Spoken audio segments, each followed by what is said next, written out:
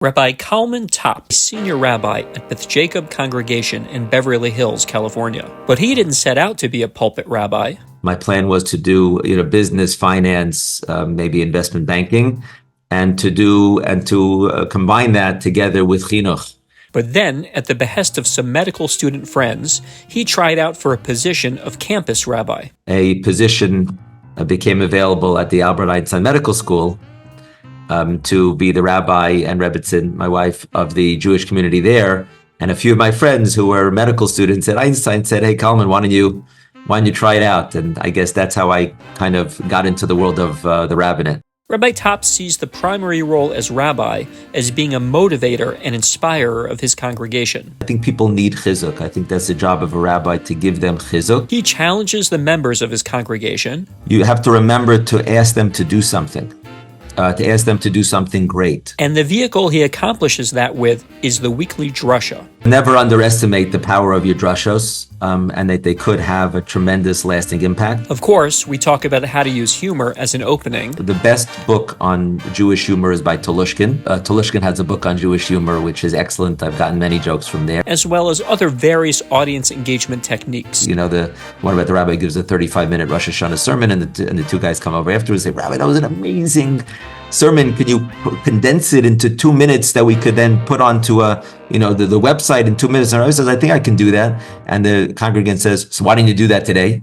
But we also talk about having the requisite respect for your congregation and the unique approach required for rabbis of affluent communities. We want to give people a sense of appreciating their blessings, never to take it for granted, and that whatever blessings we have, it should give us an achrayus. I learned so much from my conversation with Rabbi Kalman Topp.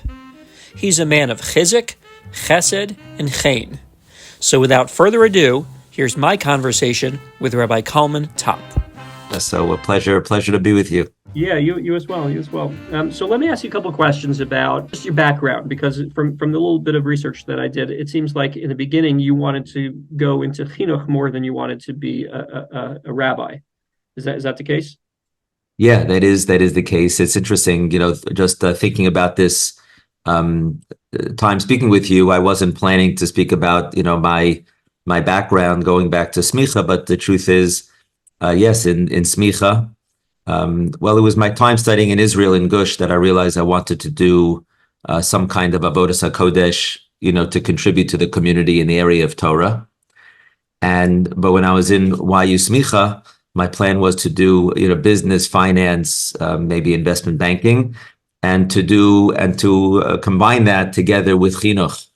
Perhaps that was unrealistic, but that was my plan. In smicha, in YU, there were 2 tracks. Perhaps there probably are still, 2 tracks. One track was Rabbanos, and the other track was chinuch administration.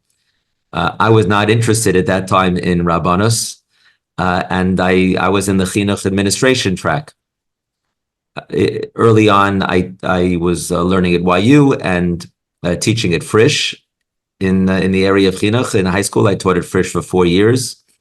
And then a position became available at the Albert Einstein Medical School to be the rabbi and requisite, my wife, of the Jewish community there. And a few of my friends who were medical students at Einstein said, "Hey, Kalman, why don't you try it out?" And I guess that's how I kind of got into the world of the rabbinate. Mm-hmm.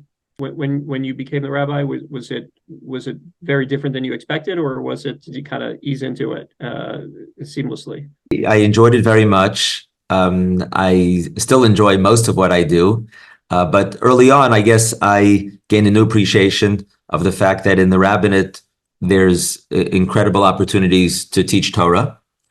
So it's not just in chinuch, but that actually in a community through shiurim and drashas, you can teach Torah, and it has its own challenges. But as opposed to, let's say, chinuch in high school, where you have to entertain and you have to figure out how to get their attention, and you're dealing with behavioral issues in class. So in a community, for a drasha, for a shiur, you don't have those, some of those challenges. But also I learned, aside from the opportunities to teach Torah, it was really beautiful for me and eye-opening the way you can connect to individuals and families. The Albert Einstein was, it's a student community, but there were life cycle events, and When we had a community and programming and had to grow the shul. So we did get into those types of things. And I also realized that as a rabbi, addition to teaching Torah and connecting with people is you have just amazing different opportunities for chesed. And so that was eye-opening. And I gained a whole new appreciation of the rabbinate. And I guess from there, one thing led to the other. I ended up going to the Yisrael Woodmere, and then out here in Beverly Hills, Los Angeles, to Beth Jacob. Yeah. When you say that there were opportunities for chesed that you hadn't previously thought of, maybe, was that did that stretch you out of your comfort zone at all, or did you always feel yourself drawn to performing chesed? Yeah, I think life is supposed to take us out of our comfort zone. I think, but just the whole position of being a rabbi. So I believe our members need chizuk. I want to give them the recognition for the good that they're doing and paint a picture of how great they can become. That's on an overall level with all the challenges and struggles and headaches they have during the course of the week. I think the shul is a place for them to find a sense of belonging, inspiration, connection. And in the area of chesed, so, just greeting people in shul, calling somebody who's not well or who didn't make it to shul 1 week. Of course, being there for their life cycle events, to the good times, but also in the tough times. I think that's, in a place, it's a huge responsibility. It's very hard to be there for everyone, especially, in a large size shul. So it does take me and take a person, I think, out of their comfort zone and stretches themselves. But it turns out that every phone call and every visit and everything you're doing is really giving, hopefully, chizuk to people, giving them a sense of a purpose, of stability, of guidance. And so whether it's just the cheering them up, giving them a call, teaching them Torah. That's a lot of what I try to do is to try to give people, to be mechazek people. At this time, we live in a difficult, crazy time, the precarious time in Eretz Yisrael, and with anti-Semitism, a lot of concerns that people have. I think our job as rabbanim is to give them chizuk. I once heard, it's kind of well known, that the job of a rabbi is, to make those who are uncomfortable comfortable, and to make those who are comfortable a little bit uncomfortable. You got to find the right balance there. Yeah, you wouldn't believe it, but this is the third time this week I've heard that from three different rabbis. So apparently it's brilliant. It's really brilliant. So how did you go from teaching high school students in Fresh to also students, but more college students, young adults? How was that transition? Kids have their own set of challenges, and young adults have their own set of challenges. And how did you make that transition? I think I continued teaching in Frisch even when I started in the rabbinate at Albert Einstein Medical School. When I moved to Young Israel Woodmere as the associate rabbi, I was teaching in Hefter High School. Okay. So it was kind of, it wasn't just like a cold turkey switch from chinuch to the rabbinate. Having said that, I think, let's say in the area of teaching Torah, human beings are human beings. And, you're taking this ancient Torah and you're trying to help people apply it to the modern lives. I guess in class, you have a certain curriculum. In the shul, so you get to choose your curriculum in terms of what shiurim you're giving, and in terms of on Shabbos, you have that captive audience Shabbat morning where you can connect or not connect. And I think the idea of a rabbi when it comes to teaching, whether it's a student in high school or it's college students or it's adults, it's not just a new way to look at the parsha or a pasuk, but also to show, okay, how does this relate to your life? How does it speak to you? How could it help you be the best person that you could be, building off of Jewish values, building off the Torah? Yeah. I read something that you aim to teach Torah in a sophisticated but relevant manner. Okay, I'm not sure exactly where you saw that, but in any case, I'm in the rabbinate over 25 years, but I don't consider myself an expert orator, but I have been doing it for quite a number of years. Look, I think I've gained a lot from some of my teachers, including like Rabbi J.J. Schachter and Rabbi Kenneth Hain, who have been mentors to me over the years generally, and also they've given guidance to younger Rabbanim. I was once young, and so I've learned from them and others. And look, there's different ways that you can approach a drasha. Could be, you see just a really super cool vort idea, and you say, okay, I need to think how I'm going to apply it to make it relevant. Sometimes you just hear an amazing story, and you say, okay, this is such a powerful story.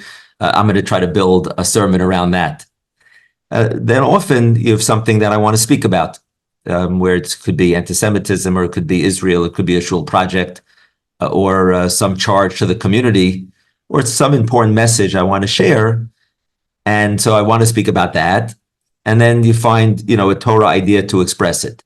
I think in terms of the sophistication, I don't know how sophisticated it is, but, at the beginning or close to it, it's funny because at times I'll start with a joke. I think sometimes people get it into their minds, oh, you always start with a joke. I don't always start with a joke, but it's certainly important, I think, Rav Daniel, and you know this, in terms of, to start with something to open up their hearts. You want to kind of get that hook, and then to allow the Torah to hopefully seep in. Sometimes I'll spend hours, whether it's a Rosh Hashanah drasha or a Shabbos drasha, and you prepare this whole long drasha, and then like at the last minute, you think of a joke, to start it with. Hopefully it's not too last minute like Rosh Hashanah, but, and then sometimes after davening, somebody will come over and say, oh, I love the joke. And then in your mind, you're like, here you work so long on the drasha, and then it's that joke that they remember. But the reality is that the joke is what opens up their hearts to the Torah. And then if they remember the joke, then at the Shabbos table, someone will say, wait, how did the joke connect to the Torah? They're like, okay, maybe this is how it connected. I think it's good either at the beginning or close to it, and to mix it up. You want to mix it up. You don't want to be predictable, but to start with an anecdote, a humorous story, a personal story. To the degree that you can make it personal is always great. A secular source. So to the degree that you can call it sophisticated, but let's say if it's a source from, one of Malcolm Gladwell's books or David Brooks's books, books of that nature, just kind of speak the language of the Balabatim, and to show that, yes, we respect that wisdom, and that has what to say in a drasha, and a drasha has what to say about topics that are spoken about in those secular sources. I think that's what helps, bring it all together. Mm-hmm. Do you make an effort to have a strong tie from the joke or the anecdote or the opening, whatever it is, to what you're about to say, or how tight or how loose do you feel that needs to be? It's that's a good question. I think you're asking in terms of like after you give the joke or the story, so then what's that line? How do you tie it together? I had this question this past week because I'm trying to remember. I think I started with I started with a story about a totally non-observant Jew who comes to the rabbi and he says, I have a real big problem. One of my children just became Orthodox and is now is now keeping kosher and doesn't want to eat in the house. And even worse, Rabbi, my other daughter became super Orthodox and is studying in a seminary in Israel. And then the rabbi says, and then what about your son who's studying it at Stanford? So the man says, that's the worst of it all. He got hooked up with some Hasidim and he's also studying in the yeshiva in Israel. So what am I going to do? It's all these kids, becoming Orthodox. And the rabbi says, I hear your problem. Have you thought about checking your mezuzot? So that's how I started. And then the question was, how do I connect it? Because I wanted to speak about, what did I speak about? I wanted to speak about Moshe Rabbeinu, where it says, Vayar ki ein ish, right? He saw there was no ish. And does that mean that there was nobody else who was stepping up? When the Egyptian was beating upon the Jew, it says, Vayifin kova kova yar ki ein ish. And one explanation is, ki ein ish, that he saw that nobody else was stepping up. There was no international body of justice to bring the case to. So, v'makom she'ein ish, yishtara liyod ish. Another explanation, Rashi says, there's a prophetic element, right? That there was no ish that was going to emerge eventually from this mitzri, and so that's why he took action. And another vayar ki ein ish is that he saw there was no witnesses around. And I'm sharing this, I guess it's okay if it's a drasha, but to share some. So, and each of these could teach a lesson in terms of leadership, right? That a leader doesn't just think about the here and now, he thinks about the implications and consequences. And when I say it teaches us about a leader like Moshe, but every single person in the room is a leader in their own way. And so it teaches us, vayar ki ein ish, that Rashi had a prophetic, he looked towards the future. We don't just think about the here and now, we think about the future implications. We don't just have a vision, pie in the sky, but he looked around to see if there was any witnesses because he wanted to see if he could pull this off. And so a leader has to think practically, is there a way for me to make this happen in a real practical sense? And then vayar ki ein ish is also that to see about, can you delegate it to others? Is this something where you need to step up and make the difference? But I also spoke about, the main idea was that ultimately vayar ki ein ish, and each of those could be the direction you go in. And it could be where you talk about all three. It could be where you just focus on one and you end up on one. In this case, I actually opened it up to the crowd. I said, Vayifin kovako vayar ki ein ish, right? And he saw there was no ish. So what does that mean that he saw there was no ish? So let me open it up to the chevra. What do you think? And so a couple of people whispered, and I heard somebody said vayar ki ein ish, that there was nobody who was going to take action. And then I kind of quoted it, and then I said the two other reasons. But my main idea was that there was a question about Moshe's identity.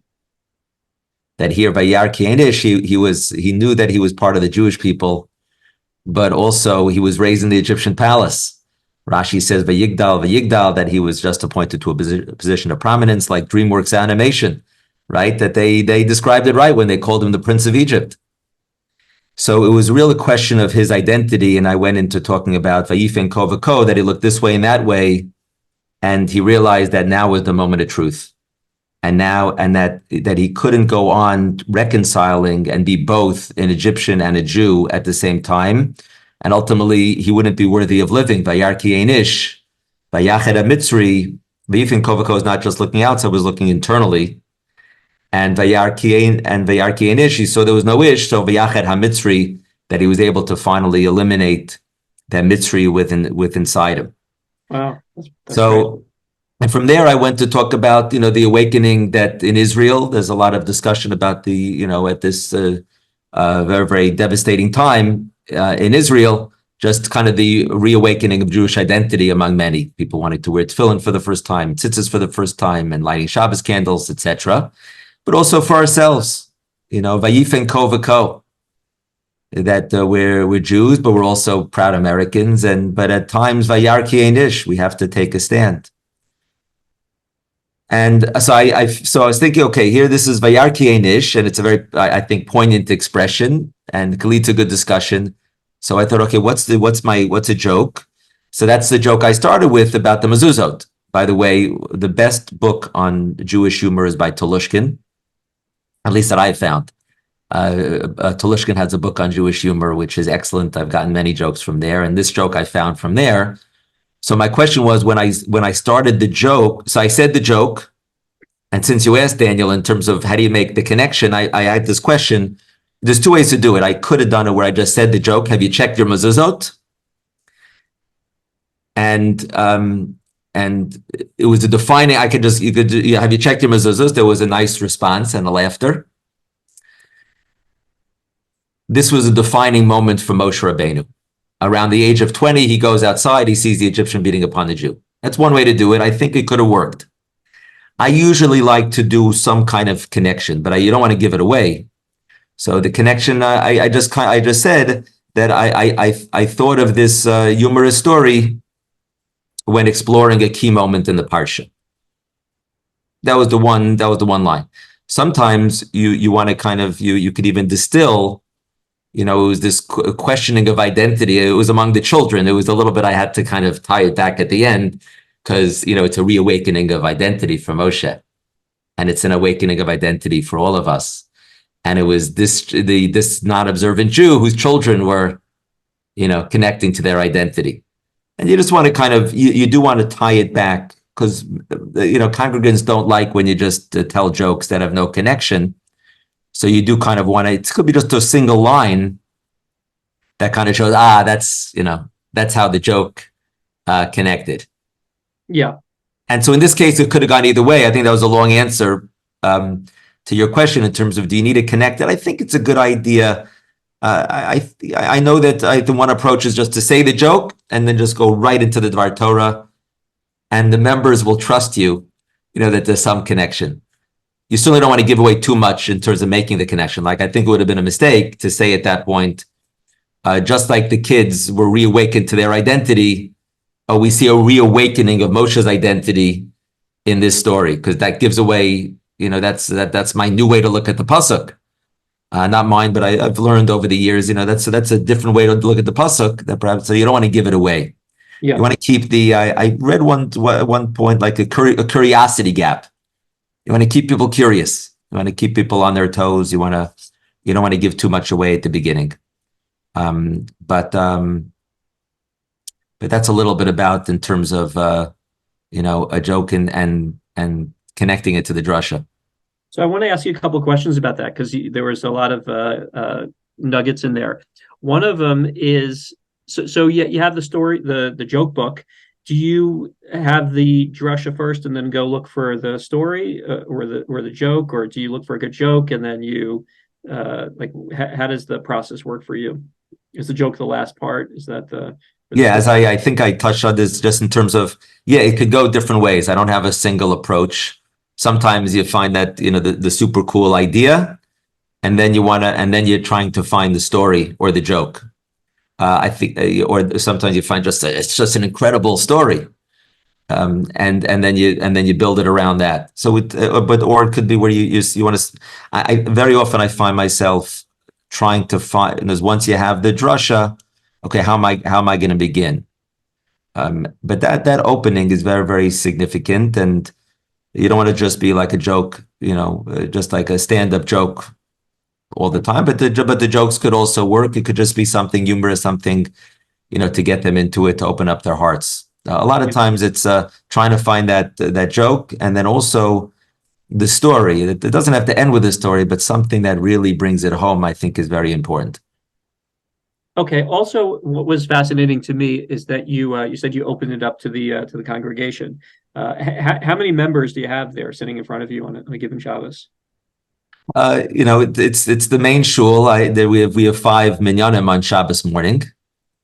In the main shul, it might be a couple hundred people. The main shul is not full, but we're hopefully growing it. But we have a couple hundred people. Yeah. And so you have that engagement with them where it's not just a monologue where you at times will feel comfortable, letting them participate, at least, in a control type of way. That's exactly right. It was quick. It was controlled. You don't want it to go on too long. There have been drashas where I gave out source sheets just to mix it up. In a drasha, you could say, did you know? It's a rhetorical question, right? But did you know that the record for juggling, is this? Or did you know that that the record for this, is such and such? So certain questions to kind of like engage the audience, I think is a good idea. Yeah. So how did you learn? Because you weren't in the smicha, you were in the smicha, but not the Rabbanos track. So you were more in a chinuch track. So I imagine you did take all the homiletics classes and all those, how did you learn how to give drashas? What was what were your influences, role models? Did you just learn on the job?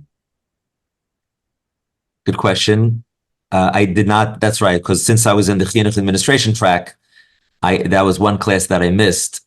I was not in the homiletics class from Rabbi Lookstein, although I've learned bits and pieces from him over the years. But I think I would have gained much from being in that class.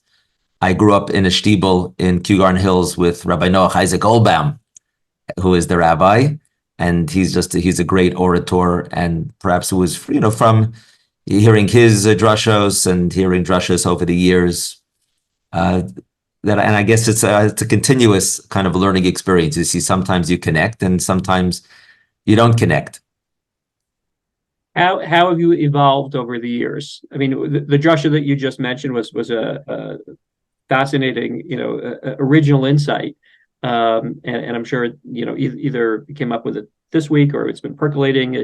How did you begin when you first started giving drushes, and from where you were then, how have you evolved to where you are now? I think hopefully, you continue to learn, through your own life's experiences and also through learning about the Jewish community, about the challenges for Am Yisrael. I think, your personal experiences will inform the things that you're saying, and, I guess the new insights. It just reminds me, for whatever reason, of I gave a series in Einstein Medical School, and sometimes I would get mail, to Rabbi Albert Einstein. But I gave a series on why bad things happen to good people. And my father, Alav Shalom, came to that series. My father was a psychologist, also happened to have smicha.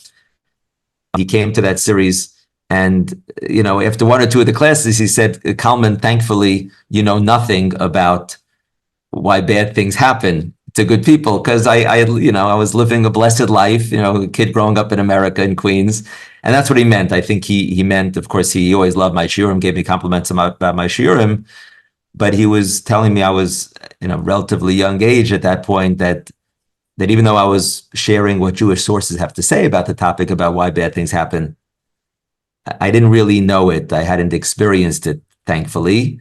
And so I don't really know that much about why bad things happen. And I share that to say that you grow through your experiences. I think you learn about what people are going through, what they need to hear, not just what they want to hear. Something I once heard is I think from John Maxwell's book, Everyone Communicates, about President Lincoln, who was an incredible communicator. And he would attend a church not far from the White House with this preacher, Dr. Gurley. I'm not sure if you've heard about this, and he would listen to the sermons. So one time he was walking back, Lincoln and his friend was walking back to the White House after the sermon. And the friend said, "President, what do you think?" Or Abraham, whatever he called him. "What do you think of tonight's sermon from Dr. Gurley?" And Lincoln said, "Well, it was, brilliantly conceived. It was relevant. It was well presented. And so it was an outstanding sermon." And Lincoln said, "No, it failed. It failed because Dr. Gurley did not ask us to do something great." So that's something that as a rabbi, I learned over the course of time. I'm not, I don't see myself as a great orator, and I'm just sharing with you my thoughts about it, that you have to remember to ask them to do something, great.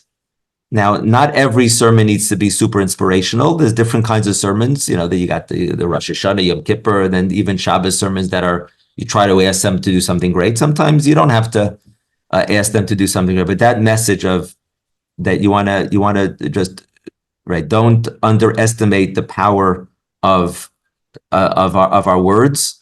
We often don't realize the impact of our words for many, many years. If people have commented, "Rabbi, I heard this or I heard that from you for many, many years ago." And also, I think it's important when a rabbi gets up, sometimes I used to more at Einstein, maybe, you find the vart and you speak and you try to apply it, but maybe it's a cliche, but that you want to have something to say. A rabbi should say to himself you should start thinking about this Wednesday, Thursday, if you respect your shul, as we all do, but don't push it off till Friday. I mean, I often push off a lot of my preparation till Friday, but you should start thinking about, but what do I want to say? What do I want to give over? And now I'll sometimes ask my kids, I'll say, like, if somebody comes to speak at their school, I'll say, "What did he say? What did he say? What was the message? What was, if you could put it into one line?" So, but I think a rabbi should, you should want to say something and give over a message. It's not just sharing the Dvar Torah. Yeah, absolutely. I'm very of like mind. Let me ask you in terms of your process. So what do you decide what you want to give over? When does that come?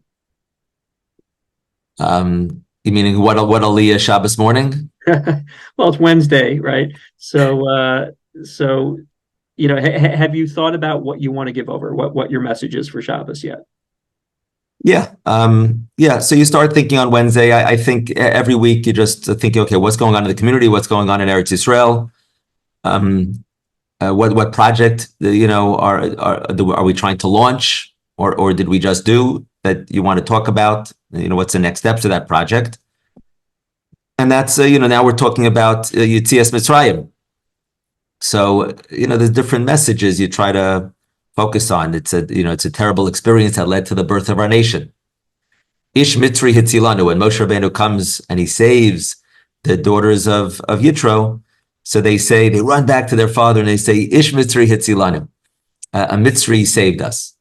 Why do they call him a Mitzri? So perhaps he looked like an Egyptian, talked like an Egyptian, walked like an Egyptian.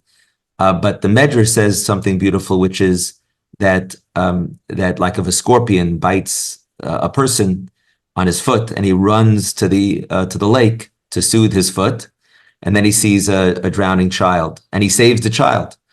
So it turns out that the scorpion which bit him on the foot enabled him to save the child. And so similarly, Ish Mitzri Hitzilani, the Mitzri who was beating upon the Jew, Ish Mitzri Hitzilanu, it was that terrible incident, the anti-Semitism, that challenge that led to this, to Moshe Rabbeinu running out of Mitzrayim, fleeing Mitzrayim. He's rejected by the Jews, rejected by the Egyptians, and he runs, and he ends up saving these girls, and he ends up marrying Tzipporah and building a family and becoming the savior of Israel.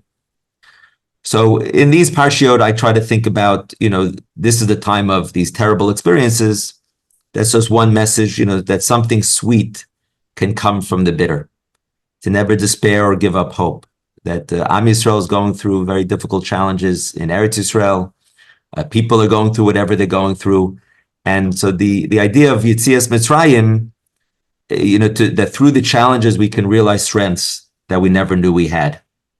That might be a message. So I'll look at these, the kind of the theme and the tone of these parshiot and think about what I might want to speak about. But every single parsha is different. Really to think about what's on your mind. You want to speak from the heart. What's going on in the community? I think there's a general. I think again, people want chizuk. I think people need chizuk. I think that's the job of a rabbi, to give them chizuk, not to give them mussar, to speak down to them. A rabbi needs to really respect, his tzibur. These are holy Jews. These are Jews who are coming to shul.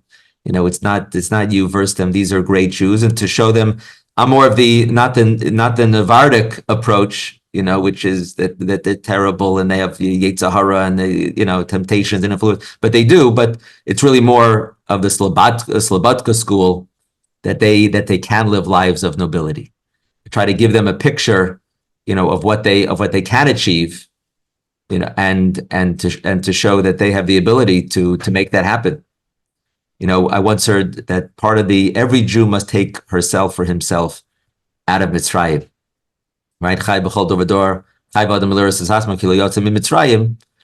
That Mitzrayim is not just a country, but it's symbolic of boundaries. The neighbor is called the bar mitzvah. Mitzarim are boundaries or limitations or doubts that we all have. We all have these challenges that we go through. People pretend, but every single Jew, you have to take yourself out of Mitzrayim, that you have the capacity to exceed the limitations. You do have what it takes to get through the difficult time. And Moshe Rabbeinu himself says, Lo ish dvarim anochi. I'm not a man of words. I don't have what it takes. I can't do it. He ends up being Eila Dvar Masher Dibra Moshe. He gives this. He takes Bnei Israel out of Mitzrayim, brings them the Torah, builds the Mishkan. He's Moshe Rabbeinu, and Eila Hadvarim. He gives this beautiful, stirring farewell speech. So this person who thought that he had the speech impediment and he had the limitations, that Lo ish Dvarim Anochi, Eila Hadvarim. Moshe is able to give over the Dvarim.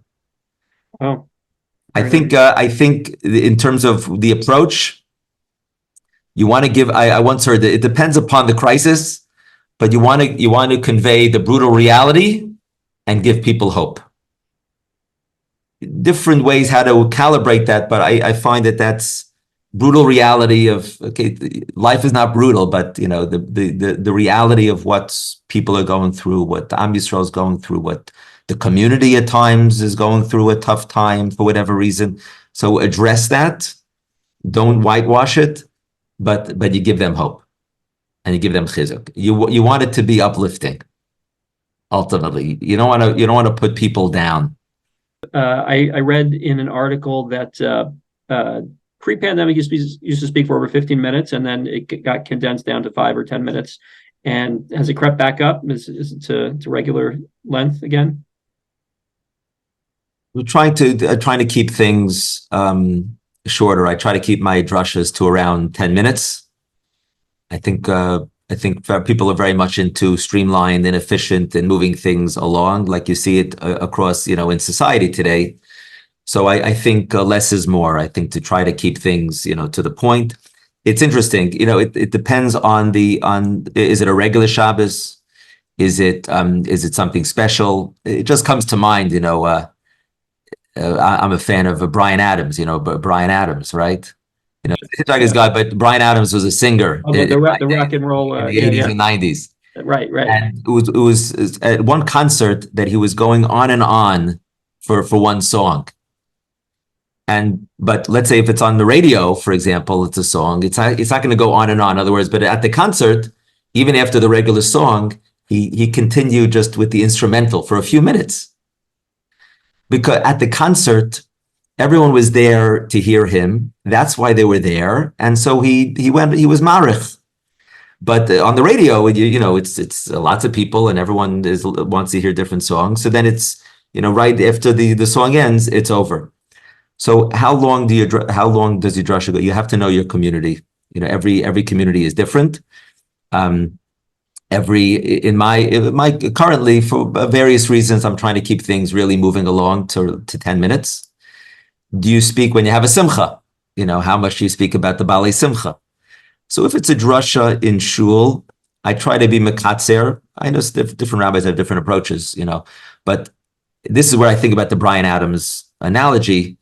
If it's at the bar mitzvah, if it's at the bar mitzvah lunch, it's at the bar mitzvah party or bat mitzvah party on Sunday, right? So then you marach about the boy. You marach about you could go on and you could go on a bit and elaborate about the family and about the people they are and the values that they've given over to their children, and now the children have to take that and carry it forward. But let's say in the shul, that's where at the concert he went on and on with the song.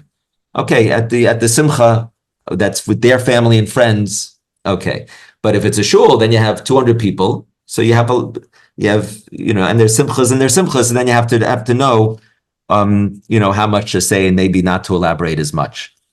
I think definitely it makes, less is more when it comes to drashas. The one about the rabbi gives a 35-minute Rosh Hashanah sermon, and the two guys come over afterwards and say, Rabbi, that was an amazing sermon. Could you condense it into 2 minutes that we could then put onto the website in 2 minutes? And I says, I think I can do that. And the congregant says, so why didn't you do that today? Yeah. Do you use notes? Yes, I do. It's funny because I think I was told that Rabbi Lookstein, encouraged everyone in the homiletics class always to write down, their whole sermon. I certainly for a drasha, for divrei Torah between Mincha and Marev, or for, let's say, for shiurim, then I think it's a good idea anyway to have notes to put into writing. But certainly for the drasha, I do take time, and it could be hours, thinking about what to say, how to say it, how to craft it, and then I try to formulate it and put it onto paper. I find that that's respecting the crowd. I think you want to think about how to convey it in a way that's sharp, that hits the point, that doesn't go on too long. And naturally, I feel like I'm not a great speaker, so I need to really formulate and think about how I'm going to say it. And I was always better at math than at English. My father would always tell me that, and it's true. But when I have the notes, then you feel, okay, you have a game plan. Now, a lot of times you're not able to write it all out. So I'll write out a lot of it. A lot of times you you're on the fly and you do things spontaneously. Once you have a game plan and you have the structure, then I find then you can be spontaneous. You could add something else. You could change something around. If you go up there, maybe some people could do it. You don't have notes. I feel it depends upon the person. I highly encourage people to write it. I used to write it out on index cards, and now I do it on computer, and I have the regular paper.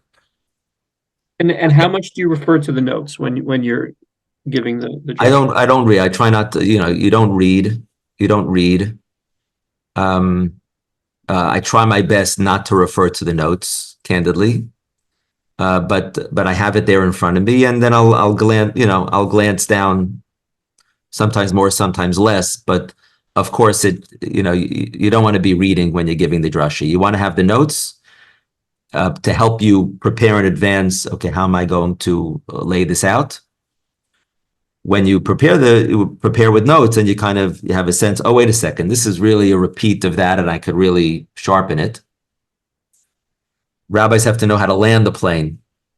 A lot of times, okay, how do you gotta land that plane? You gotta really end that drasha. And so you can refer to the notes, but you try to, of course, you try to give it over in a genuine fashion without referring to the notes. Yeah. It is too much. What about movement? Do you move around at all do you come out from behind the bima? Yeah, I think it's a good idea to move. Our bima is structured in a way where it's a little bit harder because you have to walk down a couple of steps. I think it's a nice idea to move a little bit to mix it up. I don't usually, during the drasha slot, I happen to not move too much. There are times though, like let's say if Bnei Israel are heading this way, and the clouds of glory were in front of them, and then they shifted to behind them, you could kind of help them visualize that. There's a powerful medrash and by the way, in terms of the cloud, that just reminds me, that's an important message in terms of human initiative, right? Where why does the cloud come from in front of them to behind them? I think that's in Parshat Beshalach. Not sure what people are going to be listening, but this could be, but there's other times that you could use this idea as well. Why does the cloud go from in front of them to behind them? Rashi says that with the Egyptian army coming fast, it was the first Iron Dome missile defense system. And that the Egyptians were shooting the arrows and the missiles, and the cloud of glory went behind them to be a buffer between them and the army. But Rav Hirsch has a different idea. Rav Hirsch says that the cloud was going from in front of them to behind them to basically open the way for them to go into the sea. And it was an invitation to say to the Jews, now you have to go for it. You have to take the initiative and go into the Yam, Daber el Bnei Yisrael Vayiso, and make this happen. And so you could, giving that type of drasha, you could try to help them visualize the cloud going from in front and behind, and they're going this way. The beautiful medrash about when they were coming back from Mitzrayim. They went to Mitzrayim to bury Yaakov in Canaan, and coming back from Canaan, there's a medrash that says that they came by the pit, and that Yosef was staring into the pit. So that's you could as a doctor find that time, like where you move off to this from the side of the beam, and you look, to try to imagine it and to visualize it. And Yosef's looking into this pit where they threw him when they sold him, and it shook everyone, and it shakes everyone up. So you do try to use little tricks and to keep people on their toes, here and there. Yeah. So tell me about Shabbos, Shuvah, Rosh Hashanah, Yom Kippur. What does your process look like for those, and what are your goals for those, and what does your process look like? I think Shabbos, Shuvah, Rosh Hashanah, people really are open to change. I think they're open to being inspired in a different way than maybe during the year. You want to, of course, Shabbos Shuvah. I try to choose a topic that has, some meaty, substantive topic, but that has, of course, a lesson, a takeaway lesson to it for Shabbos Shuvah, Shabbos Agadol. This past Shabbos Shuvah, I happened to do the topic of Avinu Malkeinu. It turns out I didn't realize at that time that we were going to be saying Avinu Malkeinu.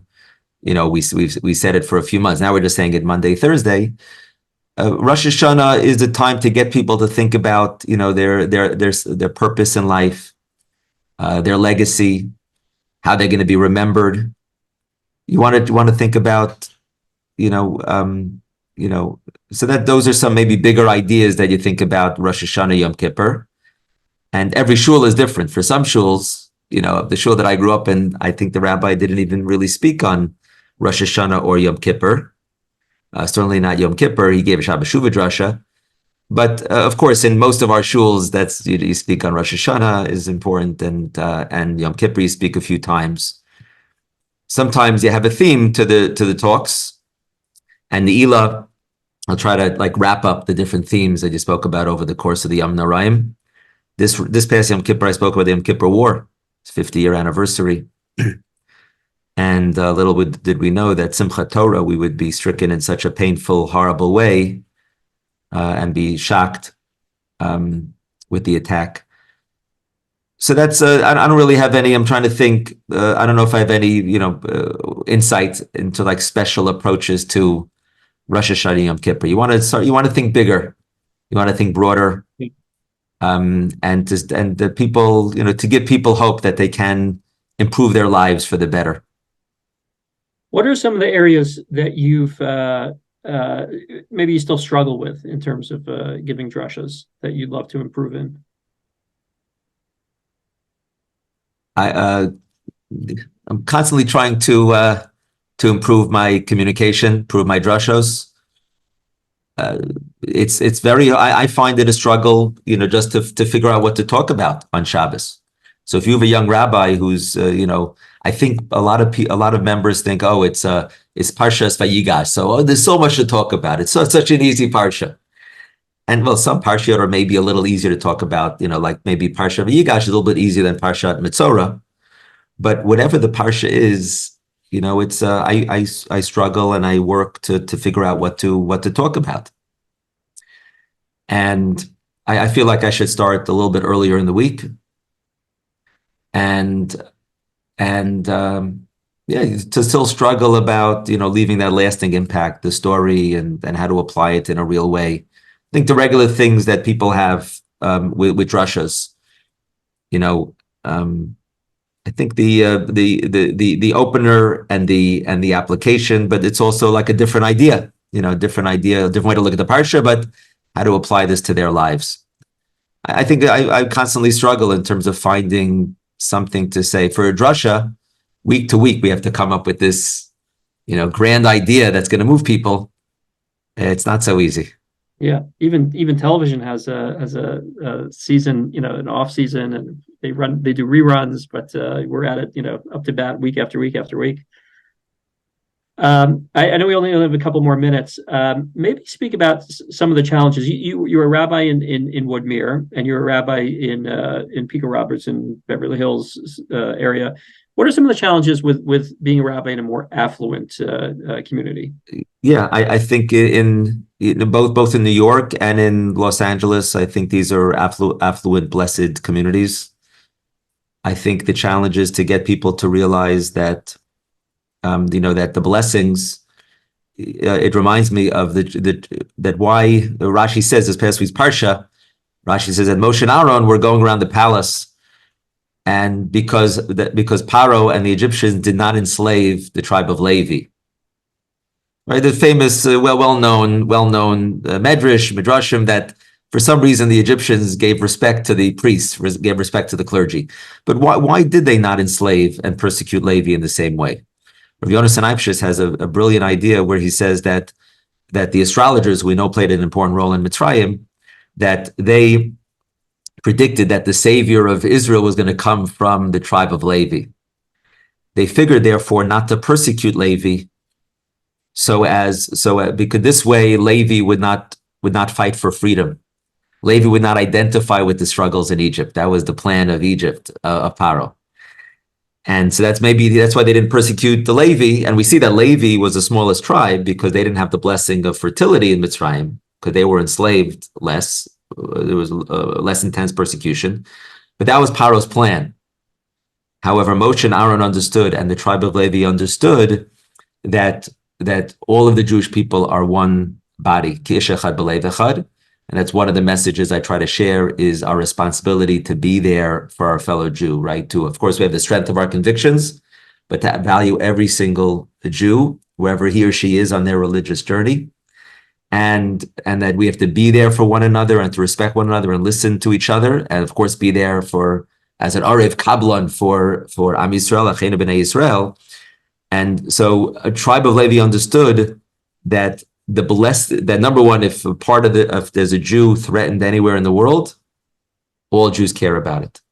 We're all part of one body. If you have a pain in your toe, you know about it everywhere, right? You're aware of it. Same thing if you have one Jew or a group of Jews in danger or in harm's way, we all are pained by it.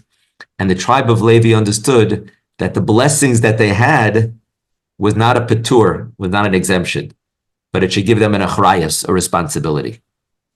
And so that Paro, right, didn't persecute them, hoping that they would feel exempted from it. But no, they understood the Jewish value of whatever we have. So that's, you want to give people a sense of appreciating their blessings, never to take it for granted, and that whatever blessings we have, it should give us an achrayus.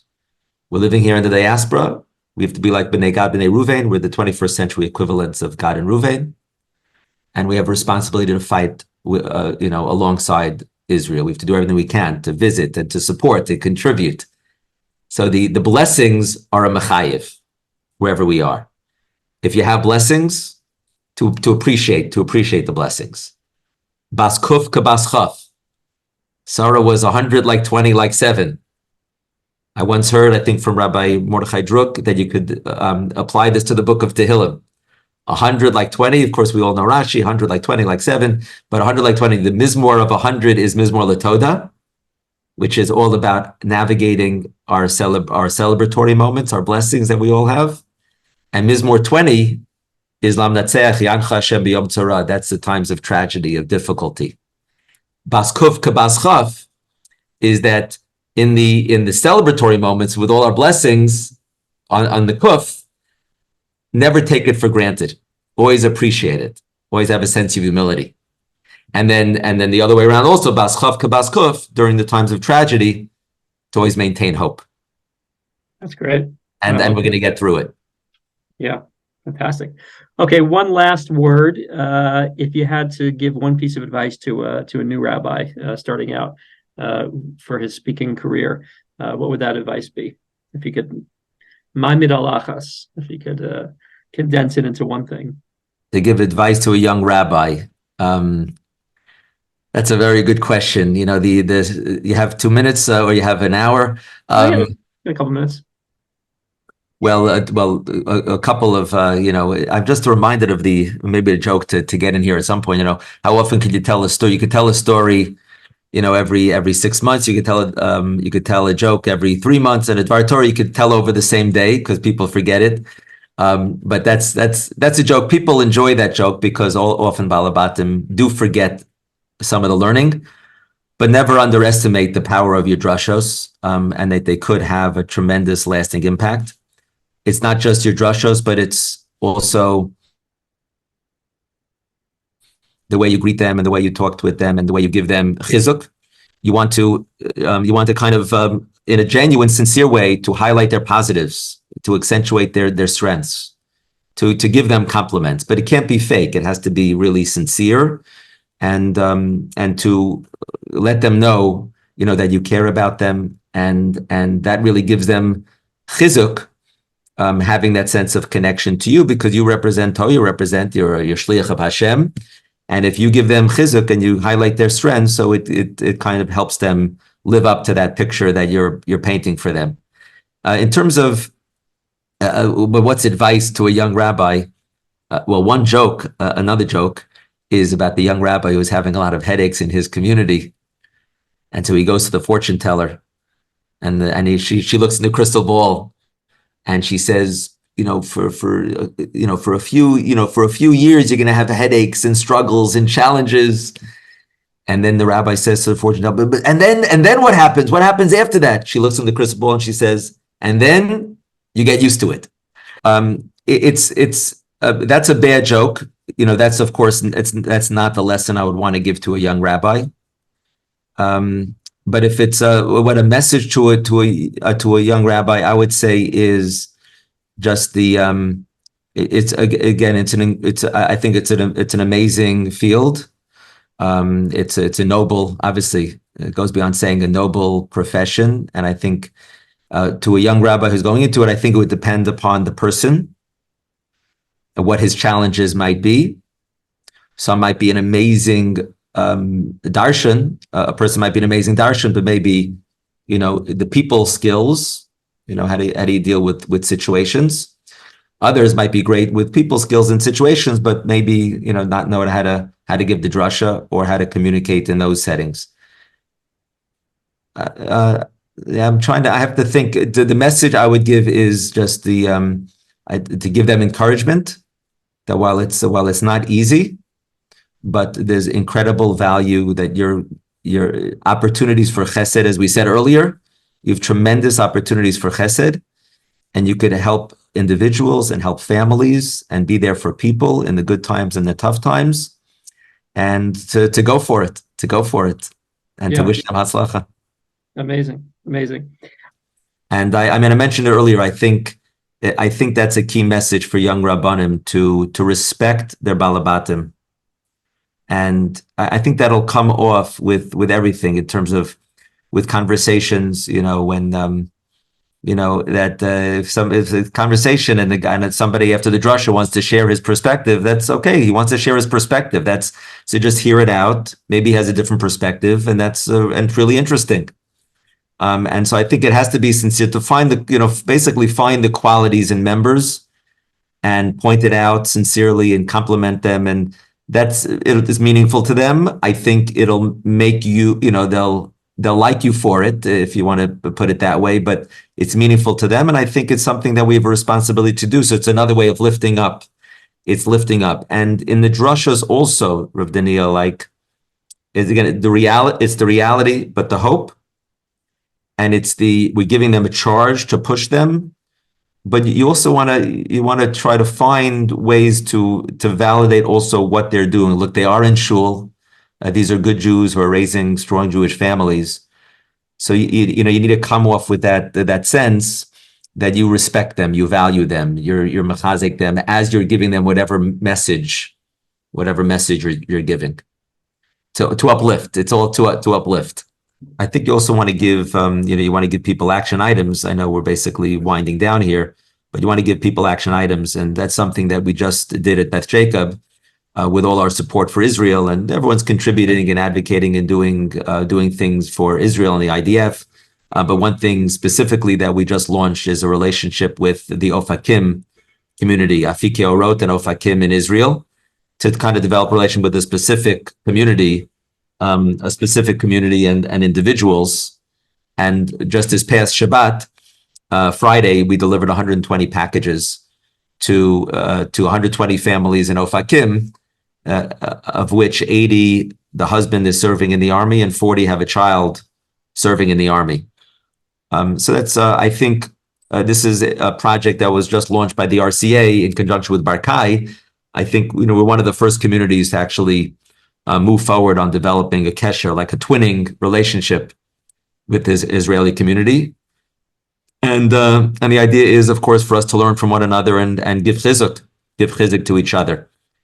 It's a kind of action item that, if the drashas can lead to action items, that's always good to take the ideas and implement. Is there anything that I can promote for you at the end of any place to point people if they want to learn more about you? Or rabbi of Beth Jacob congregation in Beverly Hills, which is a beautiful community. It's very it's diverse and it's vibrant and very religious Zionist modern Orthodox community that that's really it's a beautiful community. Yeah, that we're continuing to grow together. Yeah, that's Rabbi. It sounds like you're up to great things. You've been listening to The Maggid Method, and I'm Daniel Steinberg. Learn more about the Maggid Method at maggidmethod.com, maggidmethod.com. There's a secret that great public speakers know. Did you know there's a method for cutting straight through to an audience's heart, grabbing their attention and holding it, and making a memorable impact with your presentation? The best speakers in the world utilize it, and now you can too, every time you get up to speak. Download your free Maggid Method of Public Speaking template at maggidmethod.com, maggidmethod.com. The Maggid Method will teach you how to find your authentic voice, craft meaningful presentations, manage people's attention, and build unbreakable bonds with your audience. Go to maggidmethod.com and download your free copy now.